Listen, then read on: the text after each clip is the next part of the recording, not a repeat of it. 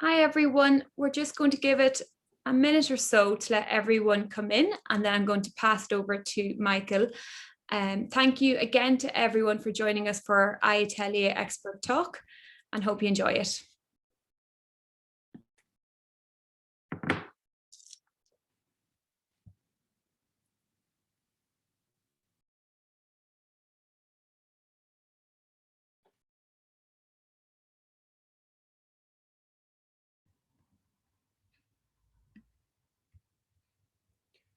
Okay, everybody. Welcome again to our iAtelier Expert Talks. This is our 8th talk. We have 10 in total, so next week will be our last 2. I hope you've been enjoying them so far. Again, my name is Michael McLaughlin, and I'm a lecturer in digital design and digital fabrication at Limerick School of Art and Design. Today we have Silvia Weidenbach. Silvia is a lecturer in silversmithing and jewellery at the Glasgow School of Art. She is a graduate of the Royal College of Art London and the University of Art and Design Burg, Giebichenstein, Halle in Germany. She is the recipient of numerous awards, including the 8th Hanau Goldsmith Laureate, the Conceptual Jewellery Bronze Award, the Goldsmiths Craft and Design Council, and the Jerwood Makers Open Award in London. Silvia has held several artist residencies, including in 2017 to 2018, the Gilbert Collection at the V&A Museum in London. Along with her teaching post at Glasgow School of Art, Silvia has taught at the Royal College of Art and the University of Arts, Central St. Martin's in London. Melding digital design, 3D printing, and traditional goldsmithing and silversmithing techniques, Silvia creates exuberant jewellery that demands attention. Her innovative work is sculpted digitally, then 3D printed, and then hand finished and set with precious materials. Through her jewellery, Silvia explores the interaction between machine and hand making. She employs haptic devices to interface with 3D modelling processes, allowing her greater control over her digital creativity. So Silvia, we're delighted to hear more about your work and your processes.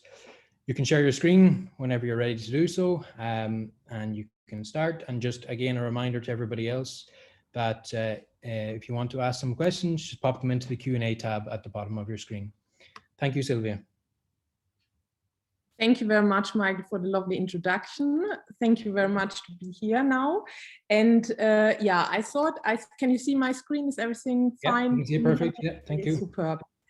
And I thought I start first to give you a little bit some information about my background, because I think that makes quite sense to see the developing of my work. Yeah, here you see on this slide a picture from a little video which I did, where I talked about my start. Yeah, I made in Germany a very traditional silversmith apprenticeship, where I really learned to do from a sketch to a paper mock-up to realize this in 3-dimensional objects. Yeah, so it was in Bavaria, Staatliche Berufsfachschule für Glas und Schmuck, and it was a little bit so Bauhaus orientated, so form follows function. So that was for me so really a super interesting beginning, and I learned really hands-on to make my own tools. Yeah, to make at the beginning teapots and spoons and boxes. And for me, that was quite interesting to get an understanding of how you can realize your ideas. What is adornment? Yeah, what is applied art? And what is virtuosity? Yeah, how can you create something which has also a function? So I'm quite happy about this background as well, if I'm not used it anymore like in this traditional context, but it's quite a very important and super powerful reference, and also gives you an understanding how you make things. Yeah, and then so I started with this really Bauhaus orientated, form follows function, but you can, so I have a really I'm really interested as well in this Baroque, in this exuberant, in this celebration, and in this playfulness, and yeah, experimenting with different materials. And then I decided to study jewellery. in Halle, and it was an art school where we had really at this time to develop and to experiment and to, at this time I had this kind of playful, positive naivety, which you also need sometimes to, make things, test things, for example, combined traditional and jewelry enamel with industrial enamel. I also have no hierarchy of material values, so at this time I really combined non-precious materials with precious materials and explored, experiment, and I think that was quite a good start. So you see, for me, really a traditional background, but I'm also very curious and fascinated also about science fiction and all this kind of stuff. So this dialogue, this ambiguity between analog tradition, but also the now and the future, is really something which drives me. And also sense of humor. And I think after my study in Germany, I went to London, which was a super experience. And here you see, I think I really like this picture. I think a journalist at this time, it was around Royal College of Art, made with some gift wrapping paper, his own golden car. So this idea, the concept, the thinking behind is also for me absolutely exciting. And so then I went to the RCA. I had completely hands-on knowledge, skills. I was not interested in digital thinking or machinery because, also I didn't know how to work with this kind of things, and I was quicker with my hands. I was really safe and confident. But then I also had the opportunity to meet different people, also different people from different backgrounds, and I had the opportunity to work with haptic devices. And this was for me an absolutely wow moment, because it was very similar to my hands-on approach. I got a feedback, and normally if you are coding or if you work with your keyboard or a mouse, I think it's quite not so interactive. And also from the movement, it was for me important that I could sculpture in a way in space. And here you see the haptic arm. That was my first digital tool. And that was absolutely great, because I could be very playful again, very direct, very intuitive, which you normally not associate with computers. And I saw what happens on the screen, but I could really, copy and paste, delete, go back quick. Don't produce this amount of full of material boxes and examples. So that was for me at this time really exciting and also completely new and adventurous. And I found it also interesting that this stuff, so this old technology, where it comes from, because it in a way, also in this medicine context, we're trying to create this kind of tactile feeling. So, and for me, as I said already, I could zoom in, zoom out, could be like a sculpture in a three-dimensional space, could also create a new complexity. Sometimes the problem is you have no idea in which scale you are. But it could be also quite exciting. But for me, the key point was that I could now create volume without weight.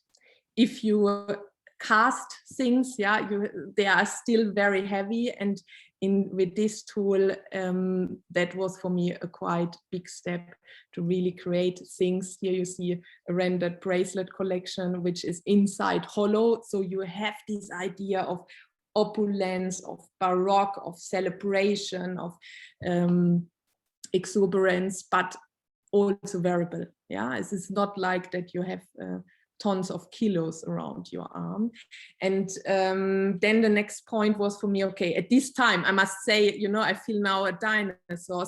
It was 12 years ago, but at this time it was quite new. And you know, I remember I traveled to Birmingham at this time, because there you had this kind of called TCT fair, additive manufacturing fairs, where it was about robots and laser machines. And because I needed to understand also these tools, because as a goldsmith normally, or the silversmith, you control everything by yourself, and you could make your own tools. You can, if you are skilled, I think you could do a lot of things on your bench.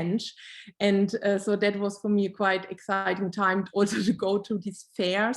And I think I was the only woman there at this time. And but it was super interesting to understand and see the machines, how it works. And then for me, I also started to test my designs in different materials. Here you see ceramic, yeah, then also plastic, fantastic, paper, metal, transparent resins, because nobody could tell you at this time how they aging. So I built it in a way my own cabinet of curiosity to see what makes sense, where do I have support materials, because here, for example, on this blue little sample, you see the support material. Is there something, you know, maybe without support material? Because I think I every time reflected myself and thought, okay, when does it make sense to use this technology? Maybe could it not be easier to cast or produce with traditional stuff, which I already know? So that was for me, it was not like, I don't, because it's now new at this time, or I was not interested in this, I call it now tech porn, yeah? For me was really the thing, when does it make sense? What is possible now, and how does it suit me to realize my ideas? And then, so here you see in a way a really early piece. So my first bracelet collection, I call it my material 3D printed moon dust. And you see, for me, it was quite important that I also give them a kind of aura after it comes out of the machine, so that I apply my own dyeing recipes, that I use also sometimes some traditional goldsmithing tools, yeah, and take the color or the patination away to give it a new life in a way. And so they are all one of a kind, yeah. And you said, I told you that before I worked a lot with different materials, yeah, and I had millions of boxes with test samples and objects. And yeah, 12 years ago, I also got my first smartphone, and that was for me also a very interesting and nice tool. And also this idea of generating quick visions of jewelry was for me at the end of my studies at the RCA in a way my final work. Yeah, I created not a physical outcome. Now when we look, you know, at the pandemic thing, I did this in a way 12 years ago without pandemic, so that I created a video about my jewelry vision. Yeah, what you could see here. And I also, you know, with these apps and the phone where you could copy and paste, this idea of mirroring I found quite interesting, especially when you connect it to this human body. And yeah, and in a traditional way, it's also a proof of skill. Yeah, and what happens now if you can do this with one click? Yeah. And so half in a way was real and the other half was then created. But then for me, you know, it's very important that I translate this into reality, because otherwise it's only a comment about jewelry.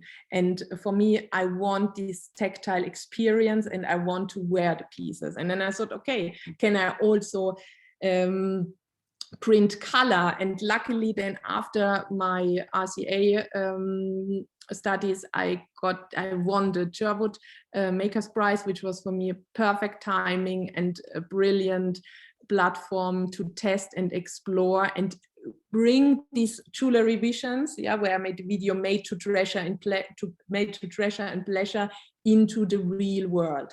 And here you see a necklace 3D printed, the front part, and the chain is made very traditional with little golden charm rings and silver beads enameled.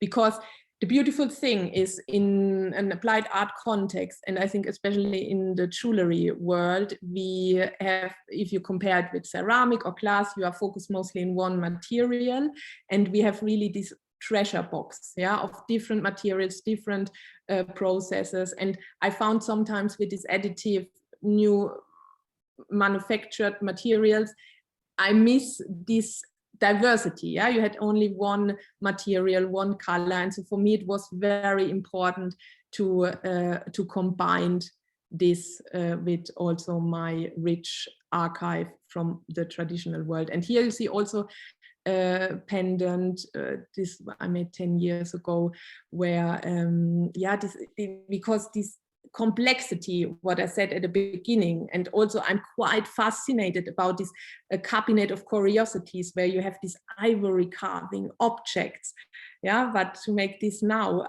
the material you can't use anymore, and also the time and everything. And I thought, oh my God, now it's so interesting and fascinating to create these new aesthetics, these new forms. And then I clicked, you know, because I apply my thinking also in new materials, so that I try to get an understanding about the material property, and this nylon was a little bit flexible, so I avoided synthetic setting. I clicked the stones and the chains into the material. Yeah, so that it's really a fusion. And I show you now a video because I think it's video is always a very important medium in my work. And I think especially with jewelry, if you see it only on a picture, it's very static, and you need to see it on the body and from different angles. So this is why I show you now Fractal Invention. That was a fantastic video which I made with Laura Faulkner. And yeah, brilliant filmmaker.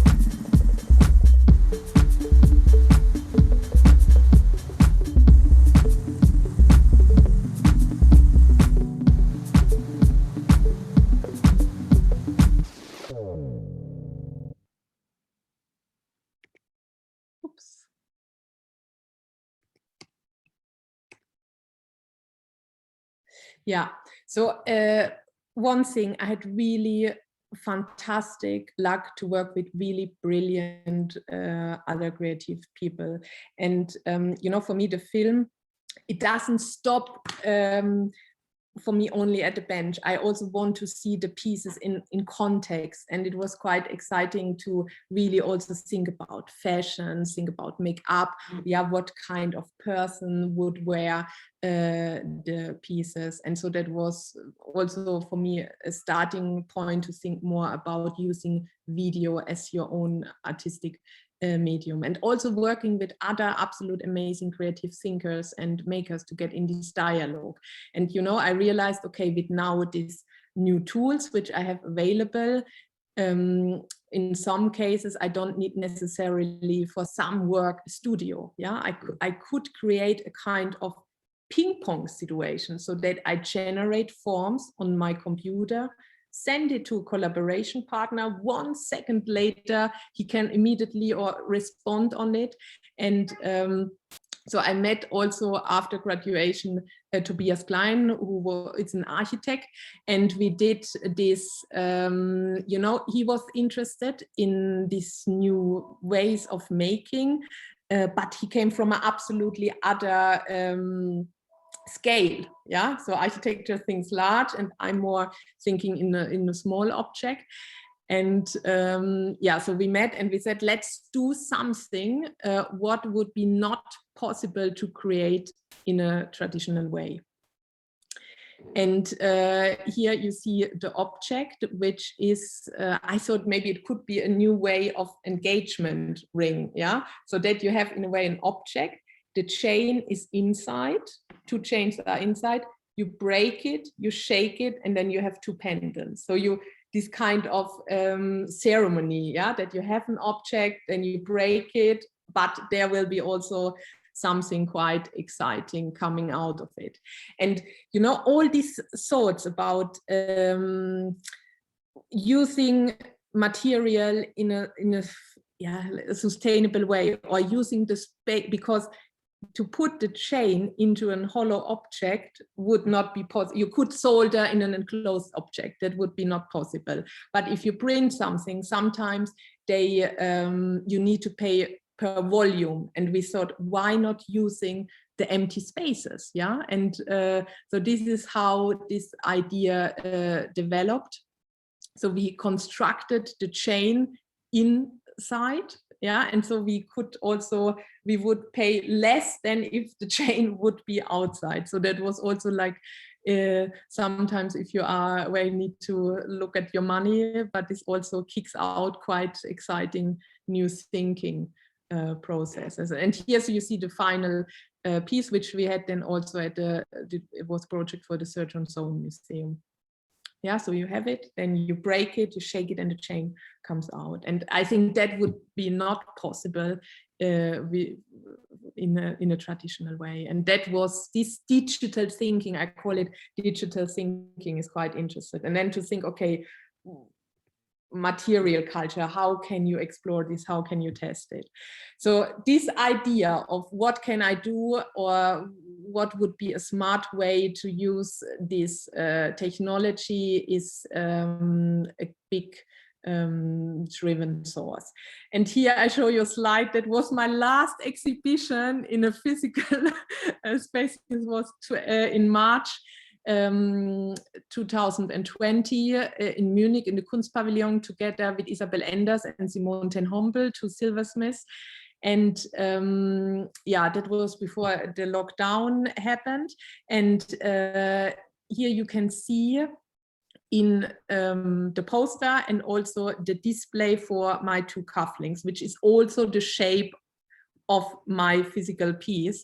And for me was the challenge, because I wanted to print something direct in metal. But if you print something direct in metal, it also means you need investment, because you need to fill the tank with this precious material. And I didn't also want to print then in gold or silver. I sometimes do also consulting work, where I work with companies like BMW, or this is also Hafner in Germany. And, you know, they also have this special alloy, platinum gold, which for me, platinum is quite an interesting material, a very beautiful material, but in a traditional way on your bench, very tricky to recycle. But if you fill the 3D printing machine with the platinum gold powder, you know, you could really easy put it to the sieve. You don't need to have too much extra chemical addings, yeah. And so that was for me a very exciting thinking point. And then also because I worked really in larger scale also when I did my jewellery, and for me was a challenge to think, okay, how would I create smaller things, and how would I also create a little collection? But this was for me also then the key point, to use additive manufacturing, because I could push the button if someone orders the piece. Yeah, I don't need to produce a lot and then there's somewhere in stock. But important was the point that I wanted to print as well all in one. The mechanism from the cuffling, yeah, the movement should be included. And I had a brilliant time. So, you know, I often have a good human connection to the people which I work with, and then it's more successful. And there's also, they have fantastic engineer where we had good conversations, because, you know, I think it needs this double act, that you need to understand how the machine works, what is important, and to create a design. And here you see a little bit the objects when they come out of the machine, and then at the end you do this little fine tuning so that they look like at the end, like you see here on the picture. And you know, often the criticism with direct metal printing is this little granular, the rough finish. But I try also to develop new parameters for it, because I see there a beauty in it. Yeah, I don't compare it with, let's say, the casting result, because it's something new. And then I see more a link to like traditional granulation work, yeah, where there is a beauty. And so this is, I highlight this kind of rough granulation structure, but then I also take spots which I absolutely high polish. And I think especially with this warm white color, it works quite well. So this was my first small batch collection. And also here I did a video about the process, which I show you a little bit. And yeah, so there are quite also sound noise, which shows also this kind of digital making.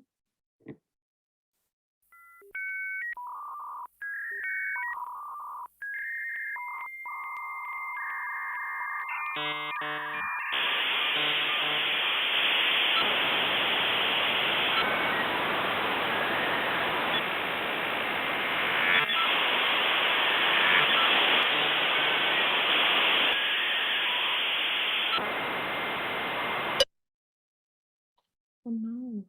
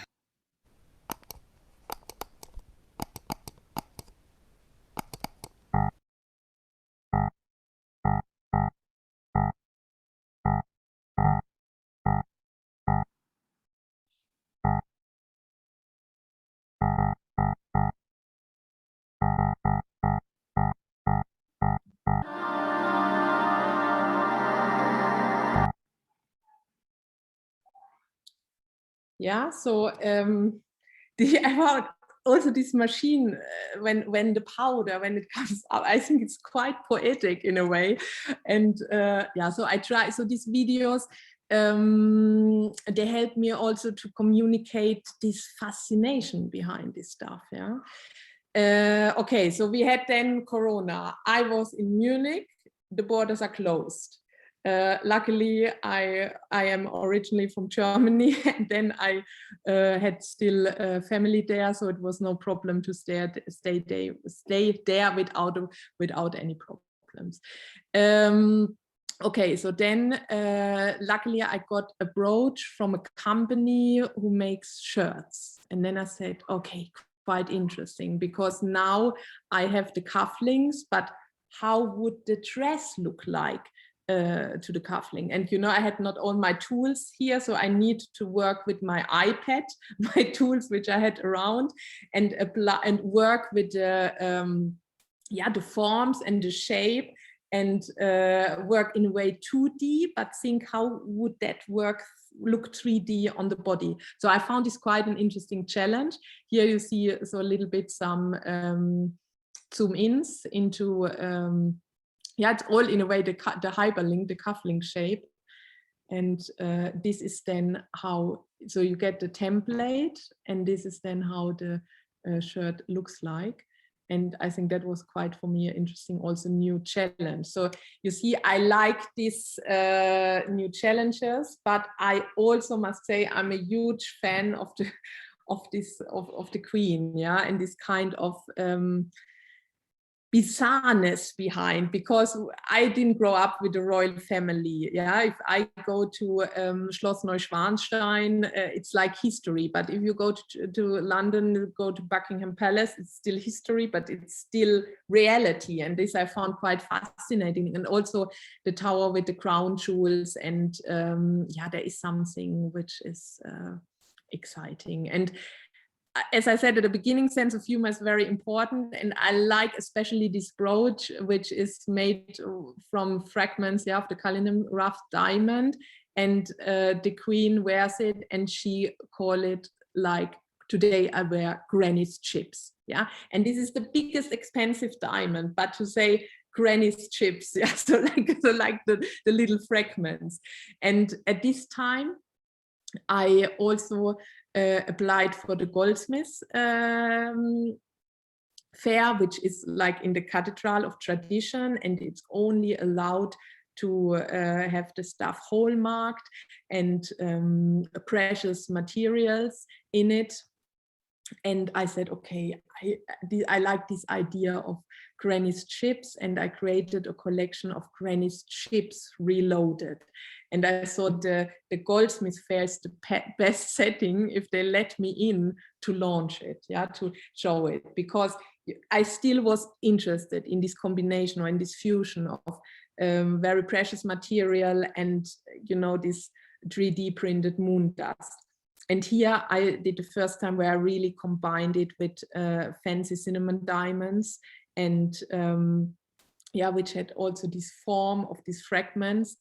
And I'm as well with diamonds. I'm not interested in these traditional, normal white diamonds. I see more beauty in this kind of really beautiful, natural colored diamonds. And this was my response. This is granny's chips reloaded, which was then luckily shown at the Goldsmith Fair, as well with a touch of moon dust. So that opened a little bit. Also, I think I like the challenge, and I also think I like to, as well for myself, every time prove myself. What is the thinking now? Is it still fit to the time we live in now, or is it your cultural background or whatever?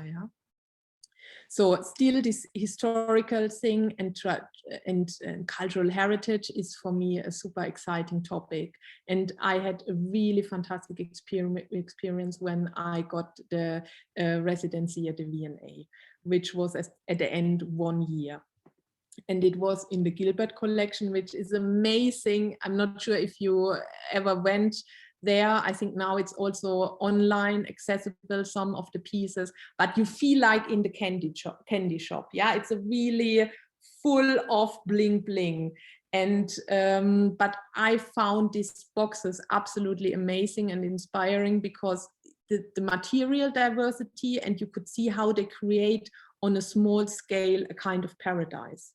And so that was the idea of the residency, that you work with a collection, but that you also do a lot of public engagement. And I also did already some workshops and some teaching positions, and I thought, oh my God, but now I have space in London. I had the studio in the V&A, I had the key, I could go into the museum, talk with these fantastic curators and people who worked there, and invited other interesting makers, designers, thinkers, and art historians. And this was, for example, one session where I invited a tattoo artist and we made a tattoo machine with my stuff and a box, and then had an event where we talked about what is ornament, what is tattoo, what is the difference, and also the people, we invited the guests, the visitors, to try it, to test, and to adorn our box. So I think that was quite an interesting experience. Then I also invited some dancers, artists, musicians. It was all about translation. I was excited to, how would you translate this jewelry into sound? How would you translate this jewelry into perfume, yeah, or music? So it was about these 5 senses. And I used the opportunity and opened the door and have different creative people around. And we created then also performance in the globe. And yeah, that was one thing. Then I also had the opportunity to see behind the curtain, see the old drawings, get an understanding how things are made, what was the thinking behind, the reason, the context.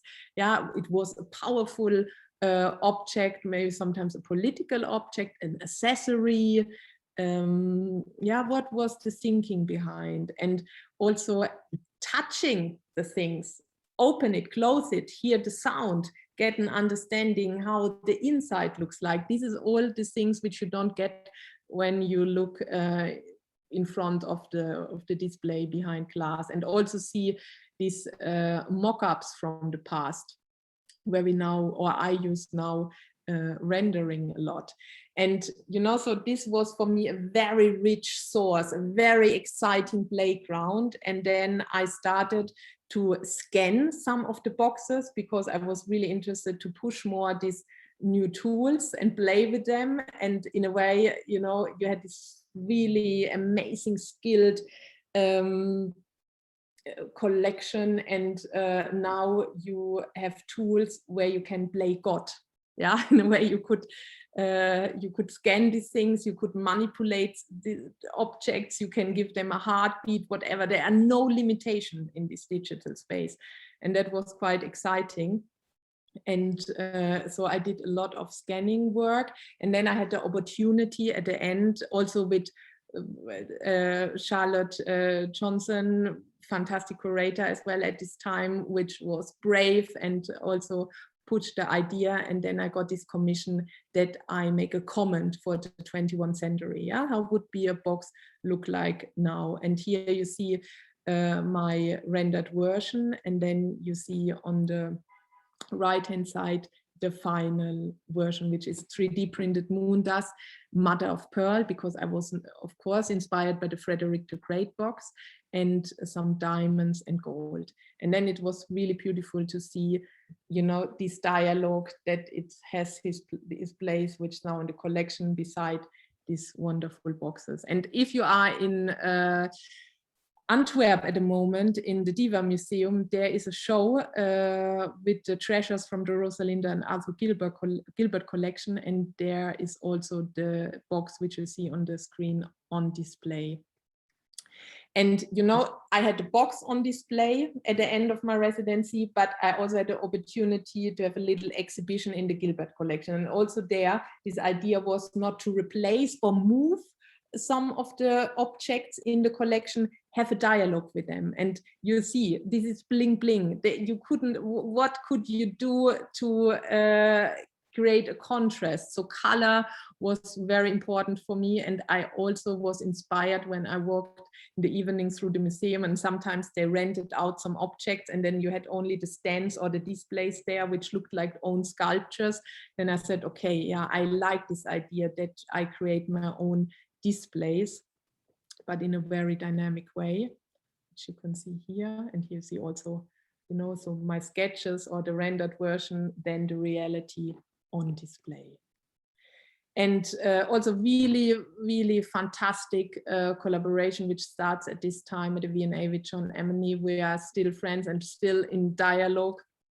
And I invited him. So I would say I couldn't you know, if you invite people to the Gilbert Collection, there are no minimalists. They need to have a kind of excitement for the exuberance. And with John, we also played a lot and thought about this idea of avatar. Yeah, what here you see myself scanned, and I put all my jewelry around me. And you know what I said at the beginning, this idea of being without limitation. Yeah, you could transform your pieces into gold, into different materials, giving heartbeat. And now, you know, because I was during this Corona time as well, thinking about a lot about digital fashion and avatar and gaming. So yeah, I think it's quite interesting. Maybe I need to revisit this stuff again. And what we did at end was also a video which shows the process of the idea of the developing of the box, yeah, and this digital thinking. And this is my last video, which I show you now.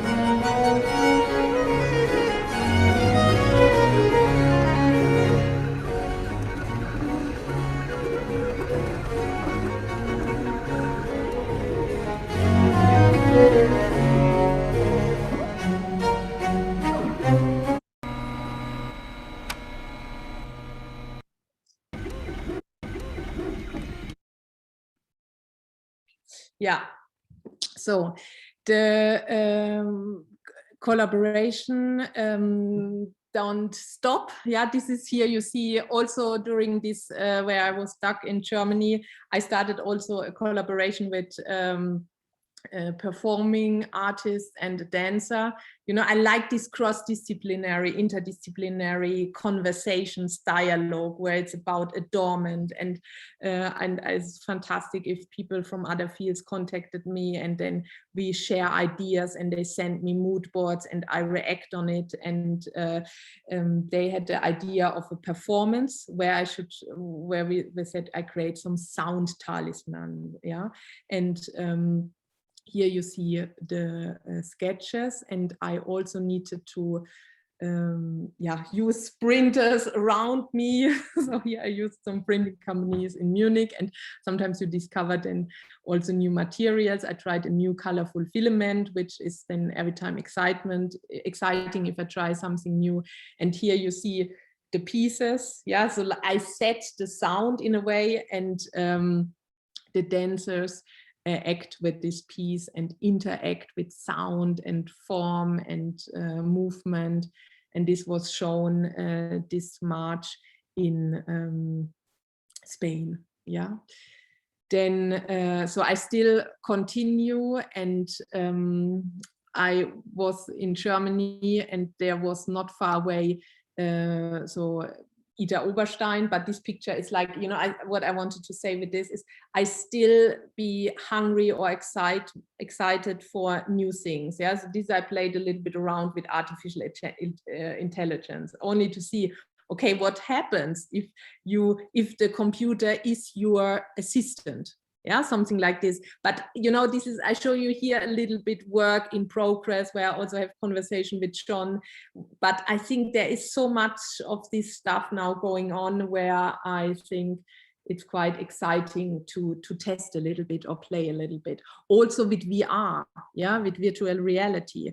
Because at the beginning I showed you my entrance ticket, the haptic arm. But now with this VR thing, yeah, you could in a way be genie in the bottle, jump into your teapot, for example, and design from inside out. And I think this is very exciting, especially in the applied art field. And yeah, so I played with tilt brush, and I also did this little collection of glowing stardust where it's a pin which glows in the dark, made with VR. So that was, you know, these are so little exercises, like a guitar player who plays permanently his guitar to test and see what is possible. Yeah, and as I said, I was in Germany. Ida Oberstein is a very famous, and I did there also in the past an artist in residence, and they are quite more in the past famous for stone cutting. And yeah, I thought, okay, I'm now around the corner. Let's play on, and especially in this time of pandemic where you need beautiful things and color and positive things, I started to create also a little collection, a pin collection. Here you see a little bit of process. I printed it in wax, then I casted it, and then I set the stones.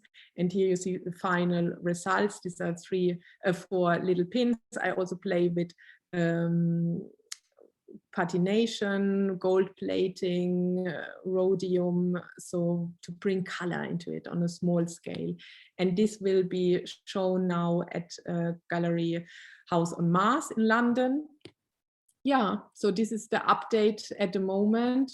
And thank you very much for listening. And if you have some questions, I'm happy to answer later your questions. I hope this gives you a little bit an idea what I'm doing, and so what is the thinking and my interest behind, and how was the journey. Absolutely, Silvia. Good. Thank you very much. Thank you. It's for listening. I find it amazing how like extravagant some of the pieces can be, but also really, really playful. It's really, really nice to see. So yeah, we'll take a 5-minute break, give you a chance to catch your breath, and then we'll come back in at about 4:55, and we'll go through the questions then. Thank you very much.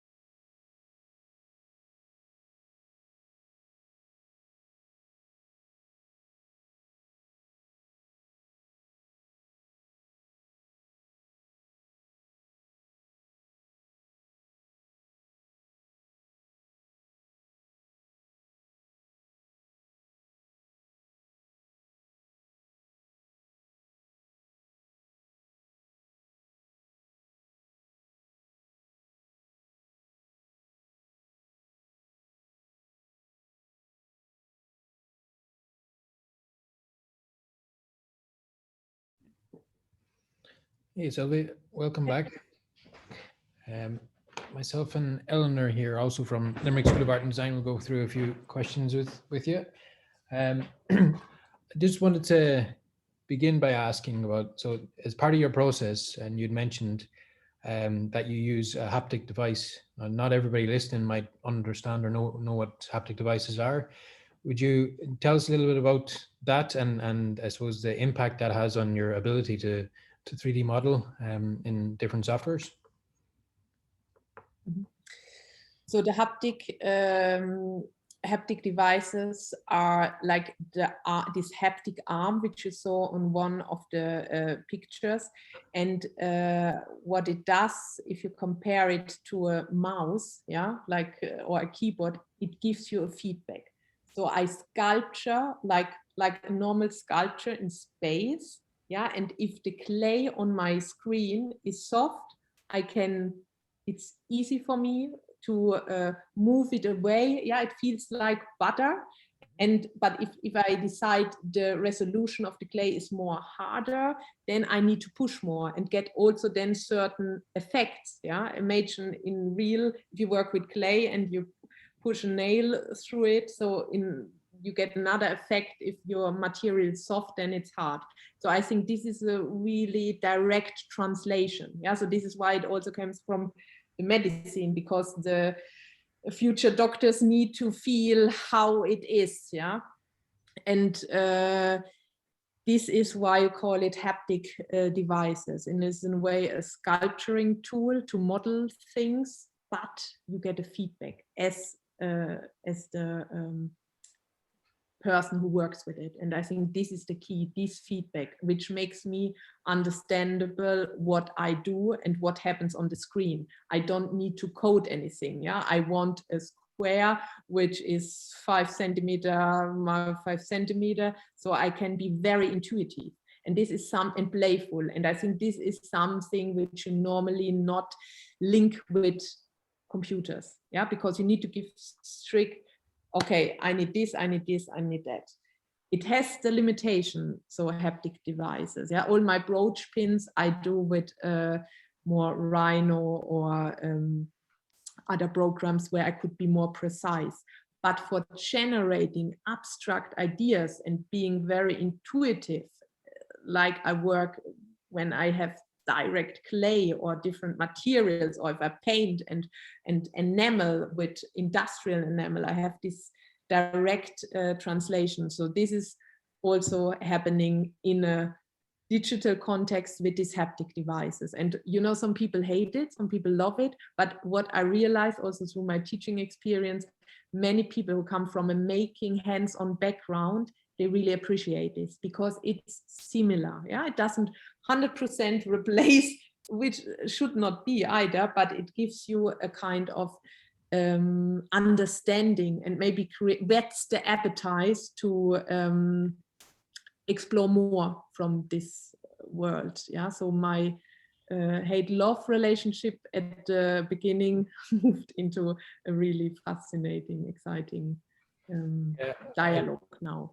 I completely agree, because for a lot of people, especially if they haven't used or drawn anything with a computer before, it feels very removed when you're using this mouse and you know you don't have any feeling coming back from the computer. But this is something that really helps people that are more used to making things by hand and want to continue that, but do it digitally rather than physically.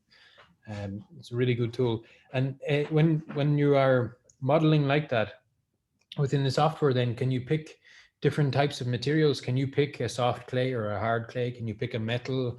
You know, and yeah. Is the software specific to your haptic device, or are you using the haptic device with any range of softwares? No, it's only then free form. I think it's still expensive. You know, at the moment I don't use the haptic arm not anymore so much, because also this VR thing, yeah, where you can, you know, you have the limitation with the arm, but now I can be in the space. Yeah, I have more freedom and more movement. This is quite exciting. And I must say, you know, it's like 12 years now.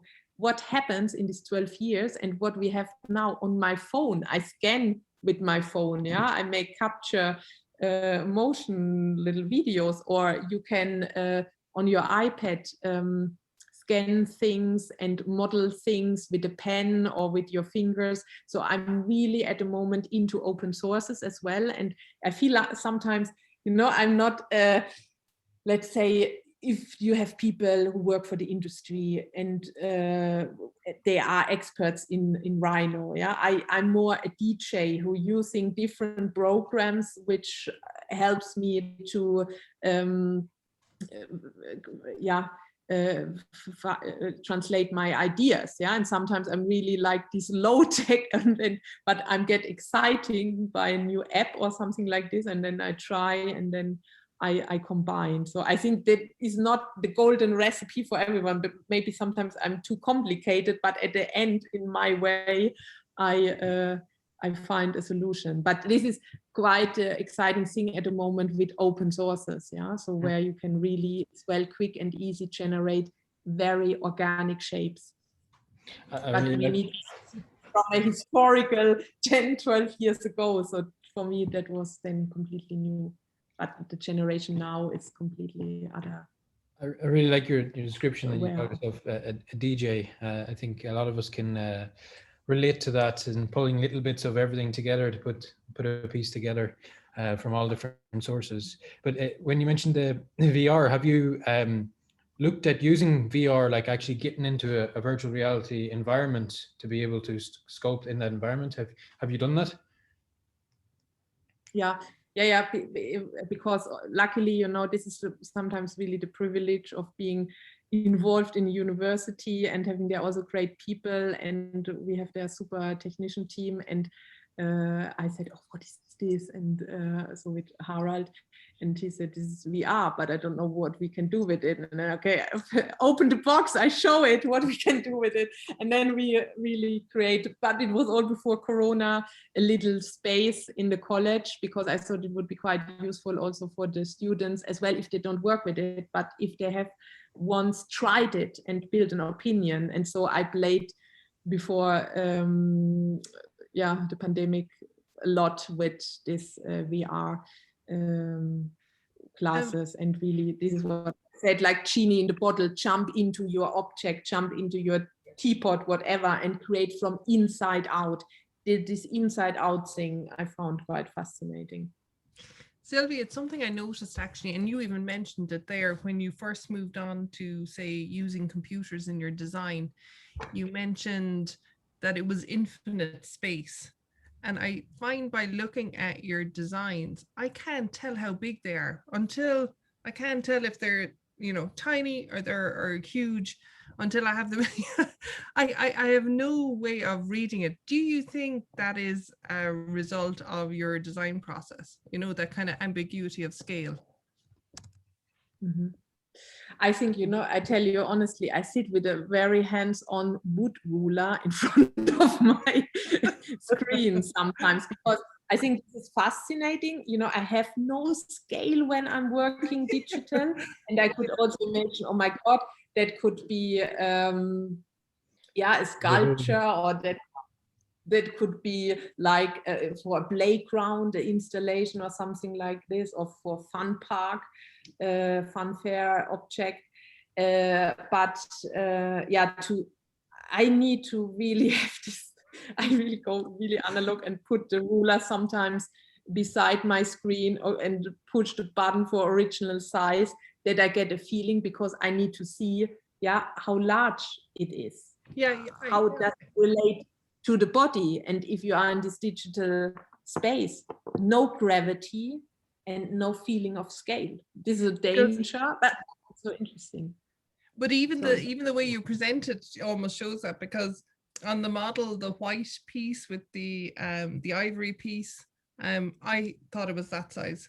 I was shocked to see it was huge. Or the pin, which I thought was brooch size, is just tiny. Yeah, but even when you were showing your work in London, you kind of distorted people's necks, heads. You do seem to be messing with time and space a little bit with your designs. Yeah, because I think this is exciting to every time ask, or I often do tests, yeah, and think, how would this look like if it's very small? Would it still work? So you have an idea how these pieces look like. You set your parameters, or I have my, let's say, golden cage where I still have some freedom, creative freedom inside, but I have some parameters which I have set before I start. And sometimes I also, or I did in the past a lot of testings where I said, okay, what happens if I blow it up? What happens if I make this form smaller? But it doesn't, you know, because you think, oh, now it's so easy. You can push the button, rescale it and make it smaller. But not for me, not every form and shape works for it. Yeah, so it's for me not that I would say, okay, we can do it. No, because it's really about the form and the shape, and sometimes it doesn't work for me if I make it smaller, because then you lose something or other stuff. If you blow it up, it's completely boring. Yeah, so I think this scale is still something to consider and important. Absolutely. We have a few questions here from our listeners that we might go through. If I start off with Charlotte Rogers, thank you for a great talk. I would love to know what about the 3D softwares that you're using and what you mean by moondust. So in terms of 3D softwares, I think you mentioned Freeform when you're using the haptic device, and then Rhino. Do you use any other softwares on a regular basis? Exactly, Fusion, so Autodesk I worked, then Mesh Mixer I had some experience with, Blender, some, you know, like a teacher, so sometimes I pick some things, and yeah, so these are the most, Tilbrush, like in this VR context, Tilbrush, and yeah, so these are the most programs which I use. And moondust, this is my secret.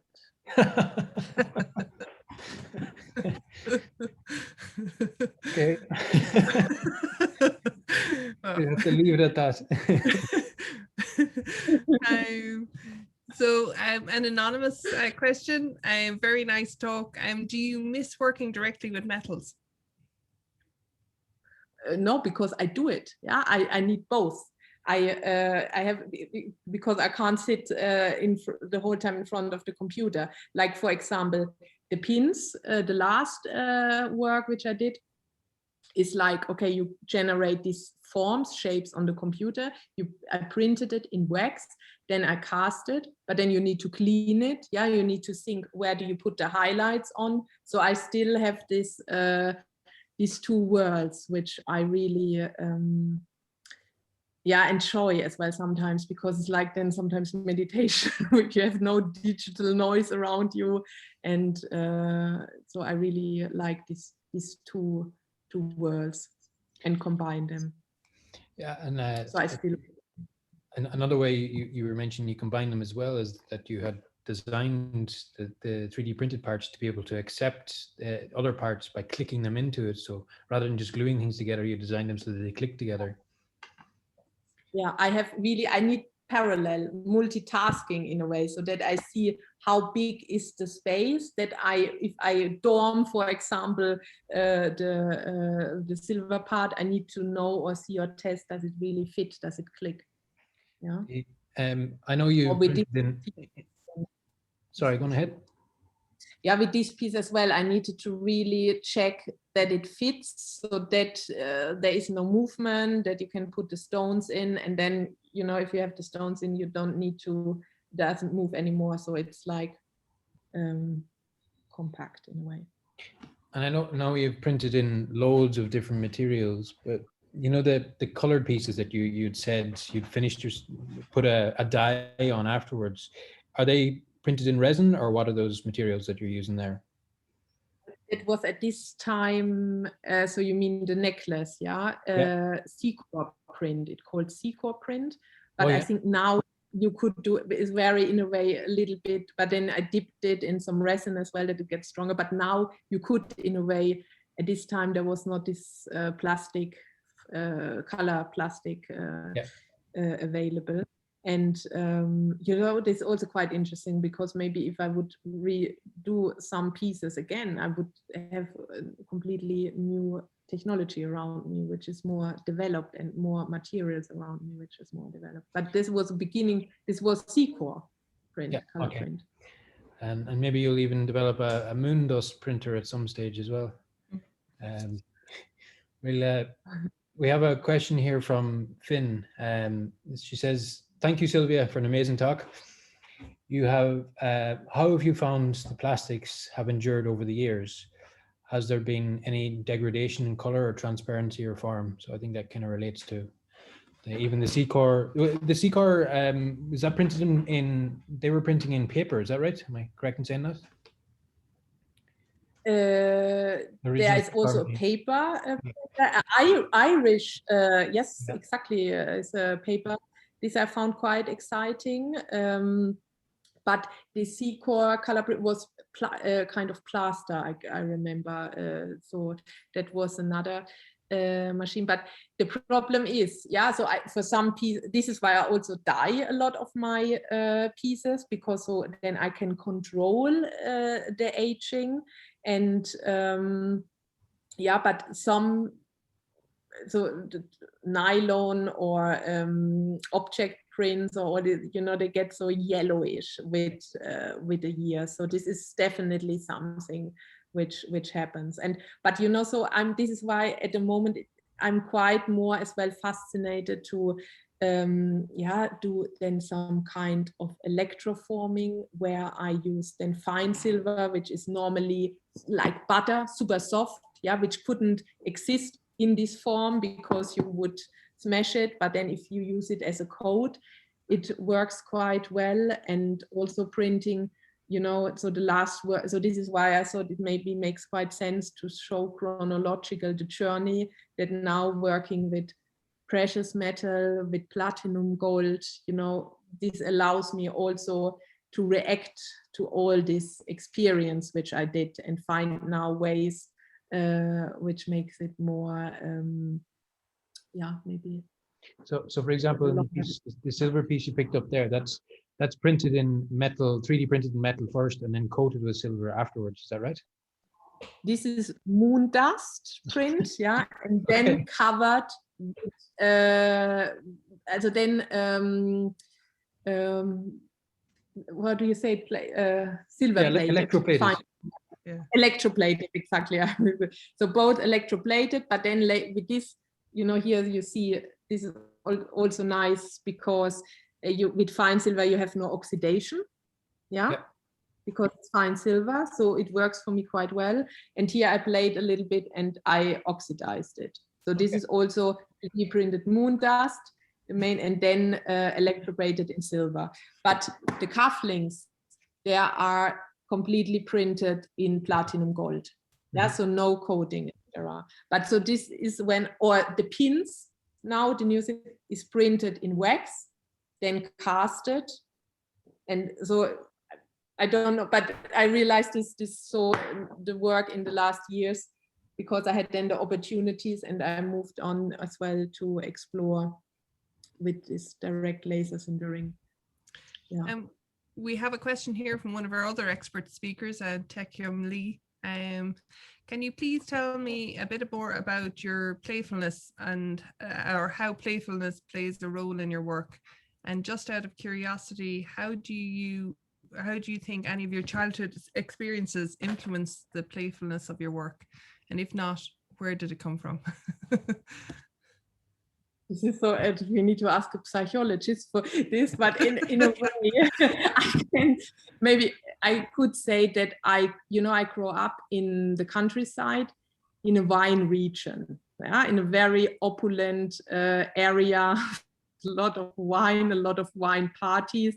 I think this kind of, and also my parents, they are winemakers, so this was this kind of hands-on and nature and different colors and opulent surrounding could influence my things. And then also, you know, like Glasgow has not this Baroque like Munich has this kind of architecture around you. Yeah, these are also things maybe which you see which influences you in a way. And yeah, I think the playfulness, key role still very important. Now I think it's harder to jump into these playful moods, because what I said at the beginning, sometimes I wish I would love to have my naivety, this beginning naivety back, yeah, because more experience, more you lose also a little. And I think this is the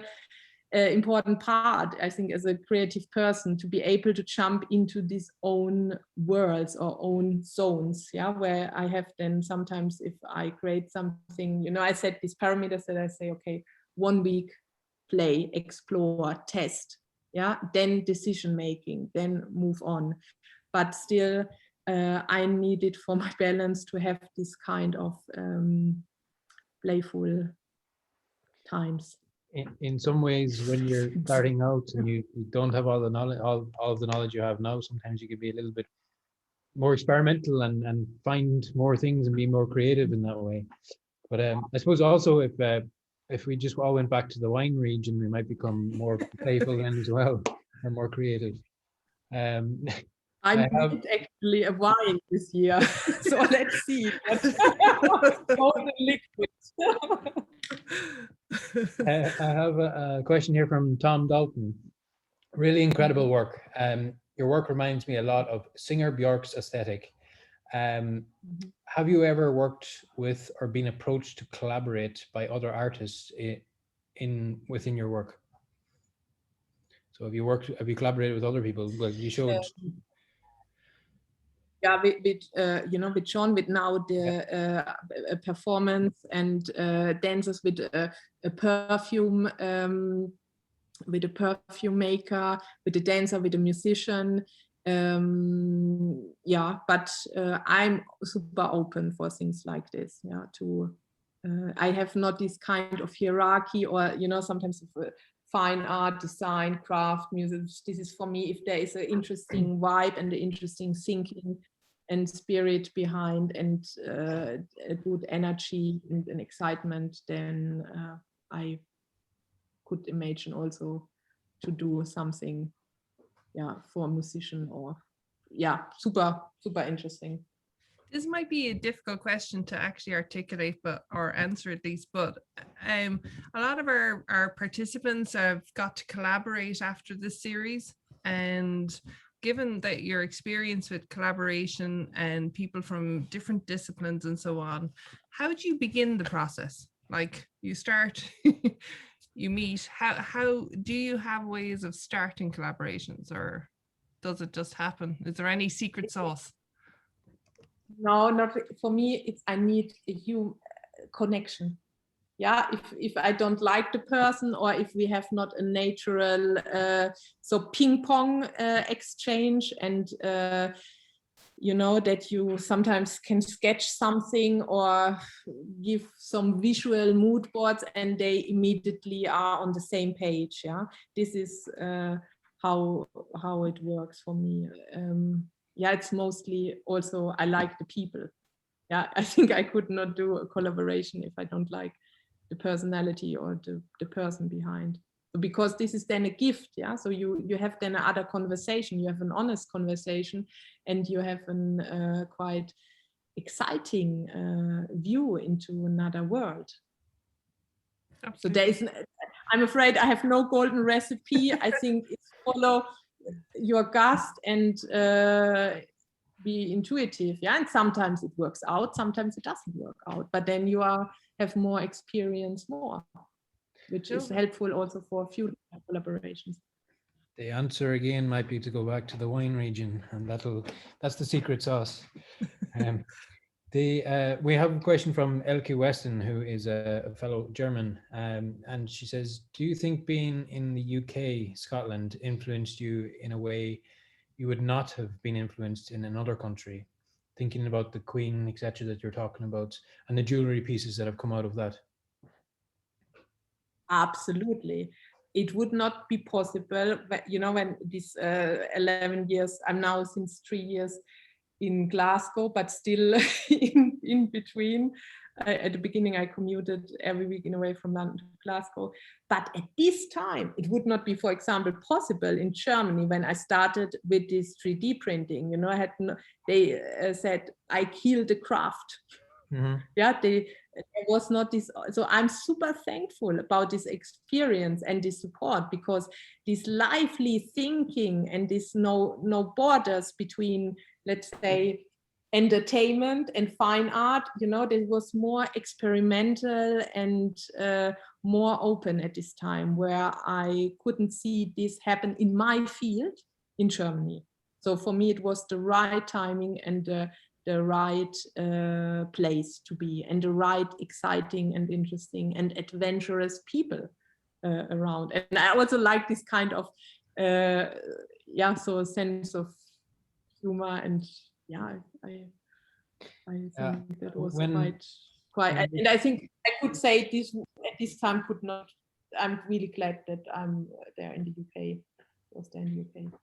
When I was putting together the list for the expert for these talks, even though a lot of the people weren't British or weren't English, a lot of the speakers have been based in the UK, and I think there has been a culture there for quite a long time now that has really helped the craft industry within the UK develop in this way. Mm-hmm. So, absolutely. Eleanor, have you any more questions? No, I think we've covered all the questions. She still won't tell us what moon dust is. We've tried 3 or 4 ways of asking her to just no good.